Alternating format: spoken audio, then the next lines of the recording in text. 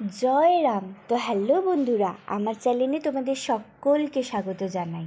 এই যে এত মানুষের ভিড়, মানে এত মানুষ যে লাইন দিয়ে দাঁড়িয়ে আছে, সেটা কিন্তু শুধুমাত্র মধ্যাহ্নভোগের জন্য। আর জানো তো, মধ্যাহ্নভোগেতে কিন্তু আমাদের এই গুরুদেবের মূল ভোগটাও মেশানো হয়, যার জন্য প্রচুর মানুষের কিন্তু সমাগম হয় এই মধ্যাহ্নভোগ খাওয়ার জন্য। যাই হোক, আর তোমাদেরকে আমি আমাদের গুরুদেবের মন্দিরটা পুরোটাই ঘুরিয়ে দেখিয়ে দিলাম।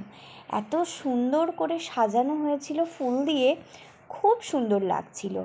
আর আগের দিন তো আমাদের গুরুদেবের মেন মন্দিরটা দেখিয়েই দিয়েছি, যেটা ওপরে থাকে, দেখেছিলে নিশ্চয়ই। খুব সুন্দর সাজিয়েছিল আমাদের গুরুদেবকে। যাই হোক, এই যে দেখছো কত মানুষ বসেছেন মধ্যাহ্নভোগ গ্রহণ করার জন্য।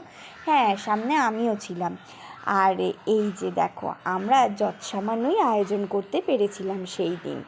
প্রথমেই লম্বা লম্বা বেগুন ভাজা, সাথে ভাত, আর তারপরেই ডাল। ডাল বেগুন ভাজার কম্বিনেশনটা কিন্তু খুব সুন্দর। যাই হোক, খুব ভালো করে খেলাম। তারপরেই দিল সয়াবিন আর চাটনি।